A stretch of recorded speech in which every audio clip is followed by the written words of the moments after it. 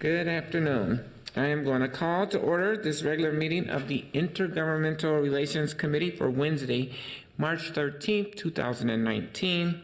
My name is Andrea Jenkins. I am the vice chair of this committee. And I want to note that Chair Johnson is attending the National League of Cities annual legislative conference in Washington, D.C. And so with me at the dais today are Councilmember Schrader, Councilmember Reich, and Councilmember Warsame. Let the record reflect that we do have a quorum. And we have 3 items on our agenda today, and we will begin with the consent agenda. Item number 1 is amending the 2019 legislative agenda and policy positions to add the Upper Harbor Terminal pre-design and design project to the capital investment priority section. This is a result of a staff direction approved at the March 1st City Council meeting that came out of the Economic Development and Regulatory Services Committee. Item number 2 is a contract with Turner Public Affairs for legislation representation services. Is there any discussion on either of these items? Or would anyone like to pull anything for discussion? No? With that, I move items number 1 and 2 for approval. Excuse me. And all those in favor say aye. Aye. Any opposed say nay. The ayes have it, and that motion carries. And our third item is a regular update regarding the federal, state, local legislative actions that could affect the city. And I will invite Mr. Gene Ranieri to provide us with that update. Thank you, sir. Madam Chair, thank you very much. My name is Gene Ranieri. I'm the Director of Government Relations for the City of Minneapolis. I have about 8 or 9 different slides. Stop me at any time with questions, and we may have to change some of the things because we did this, I think, Monday or Tuesday, and there have been some changes. As is wont to happen with these legislative bodies. Well, the key dates are still the same. We have, thank you. March 15th is a key date. That's the first deadline. So there are numerous committees meeting through the evening tonight and tomorrow. Of course, what the first deadline means is you need to have a policy bill, say, for example, something dealing with a lease law or Tenant Remedies Act, out of committee, at least in one body, by tomorrow. And then within 2 weeks, you have to have all of your policy work done, and those bills need to be going to the floor or going to a finance committee. So there's been a lot of long agendas, and there's been a lot of omnibus bills being put together as we speak. So by Friday, we will have a pretty good idea which bills are now still alive and moving, and what next will be the whole appropriations process, particularly the targets. They have not yet been announced in either the House or the Senate, but by the March 29th, we would have the second deadline, and then the third committee deadline would be April 12th, meaning that all the finance bills, except for bonding and except for taxes, need to move forward. What's happening is, I've noticed down here in parentheses on May 1st, May 6th, and 13th, there are 3 things that have been added. All those are recommendations. They're not part of the rule that governs the operation of the legislature. The leadership has tried, they said this is a goal, it's aspirational, to have the targets for the conference committees by May 6th, to get all the bills off the floor, finance bills by May 1st, and then have everything done by May 13th, which gives us a week before session ends. We'll see. Oops. Government finance, and I know this is a big issue for the city.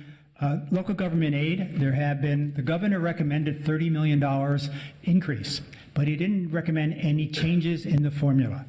There is another bill, and his bill is being carried by the chair of the House Tax Committee, Representative Paul Marquardt from Detroit Lakes.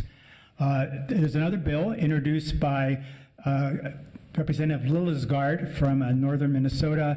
He is a member of the Coalition of Greater Minnesota Cities. They have the same amount in the bill, and what they're proposing is some formula changes. Those formula changes, compared to what the governor is proposing, would compare as follows. If the governor's bill passes with no recommendations and no changes to the formula, we're estimated to receive around $2.8 million additional LGA next year. If the other bill is passed and is agreed to, that'd be about $3.5 million. So we need to find out who gets less of an increase because between comparing the two bills. There is a third bill, Representative Hertas, a Republican from Western Hennepin County. He is trying to cover more cities, and our amount would be 1.8. So we're between 1.8 and 3.5 million. We don't know where the Senate is. The Senate has not committed. We haven't seen their bill yet, but the House at least is taking the governor's numbers, the amount increase, and then you see three different formulas. The lodging tax, it's been heard. I think last time we reported it was heard in the Senate. There was a cap to it, meaning that it can't be the total tax for lodging in our city can't be higher than 13.875%. Representative Loeffler is the author in the House. She's also chair of the Property Tax Division in the House. And she said, why should we have a cap? No one else does. We don't have the highest rate in the state. So the bill in the House, which was presented last 2 weeks ago, is no cap. So we have both bills in the House and the Senate, and hopefully it will be folded into the tax bill and go to conference. So we have the lodging, at least through the process so far. A homeowner and renter tax relief, we haven't seen very much. The governor's bill didn't say very much about property tax for either renters or homeowners, but we are seeing some bills being introduced, particularly for renters, and there has been some work done by some of our delegation members on trying to find ways to get more homeowner relief. But it's very expensive, but we should know more within the next couple days. Tax increment financing, the Upper Harbor tax increment financing bill was heard in the tax committee in the House, I think on Monday. The bill is be laid over for possible inclusion. It had a pretty good discussion with the committee. There was a snowstorm that day, and the committee process went pretty quickly. Over in the Senate, we may be heard next week on that. Would be new because last year they didn't hear any tax increment bills. In pensions, the PERA bill to amend police and fire relief, as I know Councilmember Warsami worked on, it will be introduced. It will be carried in the Senate by Senator Jasinski from Owatonna. He's a member of the Pension Commission, and in the House by the chairman of the Government Operations Committee and also a member of the Pensions Commission, Representative Freiberg. And we in PERA are going around getting authors, and this bill has very good support. The PERA presented it to the Pension Commission last week, and then we walked around and talked to everyone, and we got 5 authors on the bill, so we should be okay. MRF is going to be discussed on the 26th, and that could be a little bit more difficult because it's a request. The governor has recommended an increase of $10 million a year for the MRF program, and the House seems to be okay. The Senate, there's some concern. Capital investment, as I think we know, the governor's proposed about $1.27 billion in a bonding bill. And for an even year, that's a pretty substantial. All the projects, though, are state facilities, so local projects are expected to be added. And we have had 2 of our projects presented or scheduled. The tunnel, the stormwater tunnel, was presented yesterday. And the Public Works Department did a remarkable job in presenting it and having all the documents, and really did. Had the committee asking really good questions, and Katrina Kessler from the Public Works Department was outstanding. I mean, just really, really good. The bill will be held over for possible inclusion. The Upper Harbor Terminal bill will be heard possibly next week. And last week, the third bill dealing with the police and the fire training center was presented by the chief and Representative Dane. Representative Dean, presented the bill yesterday also. So good discussion. They ended early, so there was a lot of good questions about how wastewater treatment and how you, not wastewater, stormwater treatment and how comparing what we do in cities to what the farmers do. It was a really interesting discussion. The Lock and Dam project, which is our fourth priority, the folks from the Friends of the Lock and Dam have decided to try and apply for a legacy grant this year rather than go for bonding. We don't know where the Senate is on bonding. They have not yet had a hearing. The House has had hearings, 2 or 3 hearings a week since session started. So we are not sure exactly where the Senate will be. We do have time with the Senate chairman within next week. Mr. Berneri, are legacy funds eligible for capital projects? Madam Chair, I think in limited amounts, yes, and I have to check on that. I think also possibly for planning and things of that nature, but they are. I'll check. I'm pretty sure they are. Okay, thank you. In transportation,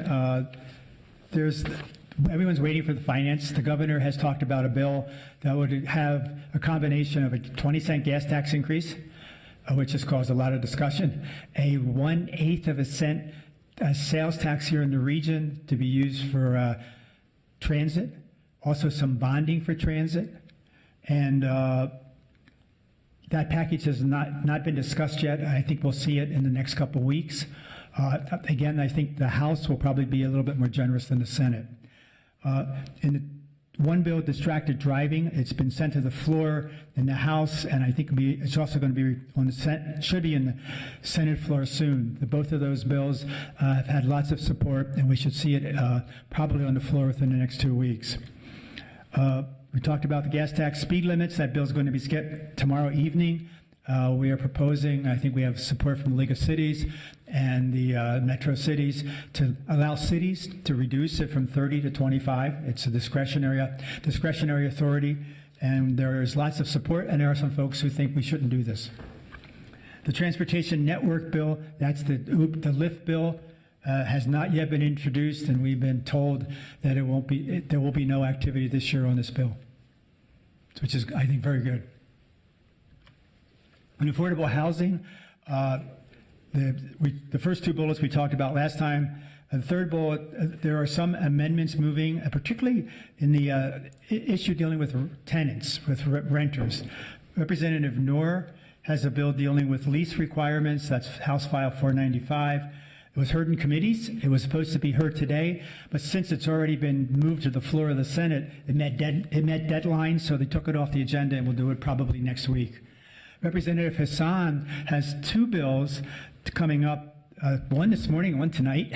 And the first one was House File 1511, and it relates to expungement of eviction notices. It tries to put more privacy into the process. She had some amendments, but the bill didn't make it out. So the author in the Senate, Senator Dietzig, so hopefully she'll be able to get a hearing over in the Senate soon. The third bill is the eviction bill. And that bill will be up tonight. There are several amendments. I think it'll make it out of committee. And then again, Senator Dietzig will try and move it over in the Senate. But our freshman legislators are taking on some really tough bills, and they're doing a great job. Yeah. The governor recommended $150 million in bonding, 27 of that, and also $27 million in general fund increases for housing. And that process has not yet started in the House. The Senate, we think, will come in with a much smaller number. In the area of public safety, the fines and fees bills are moving.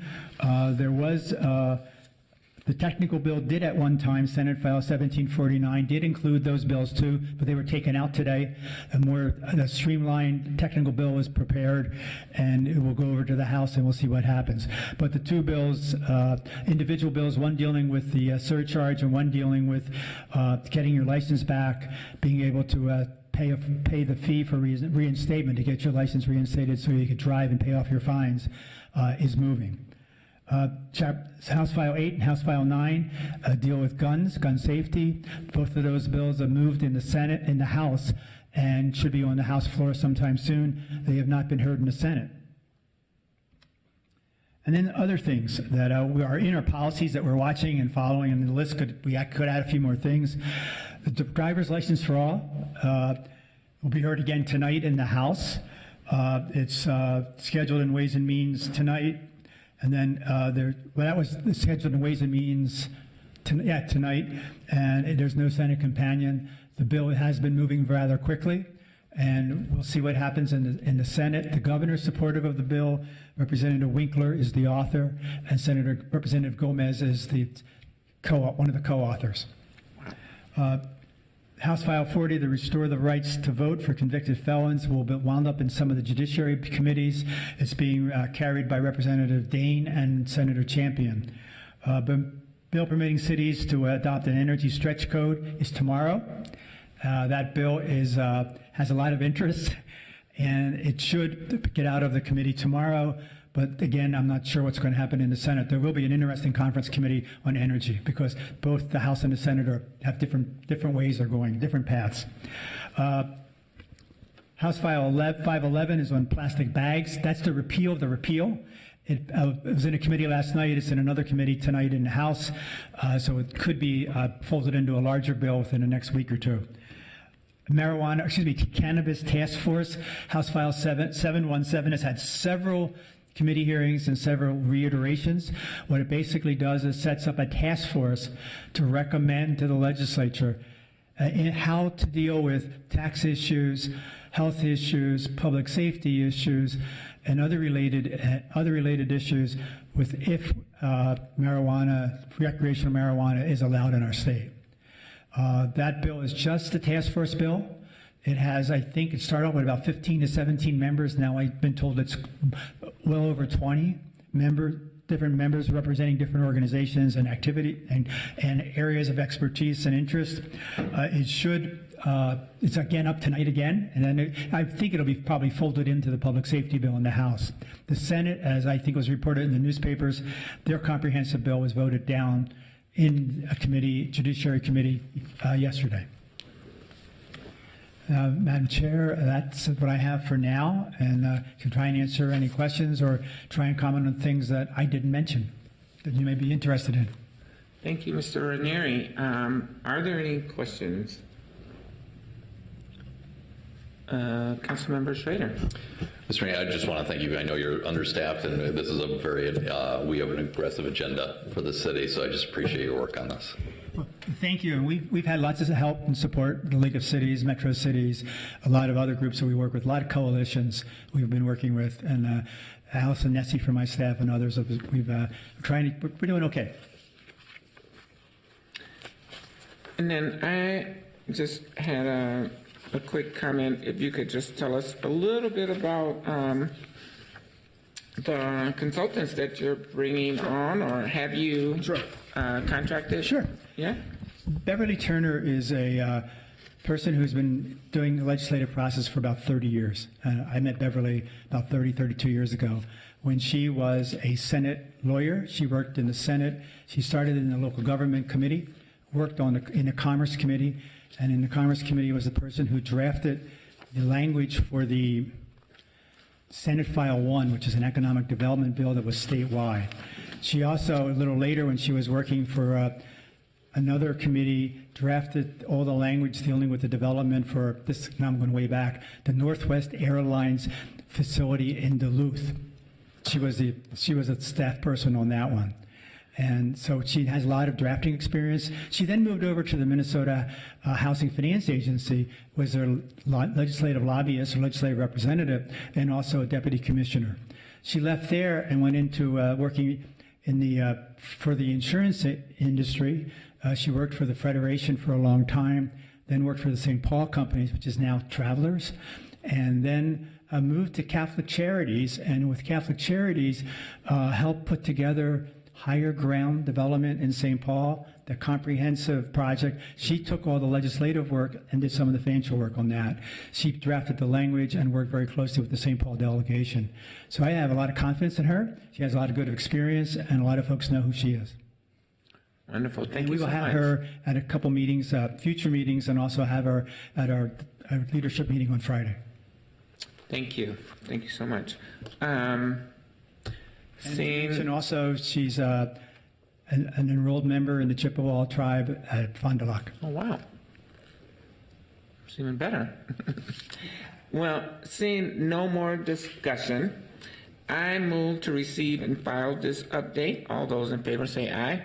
Aye. Any opposed say nay. That item carries. And as there's no further business before this committee today, we are now adjourned.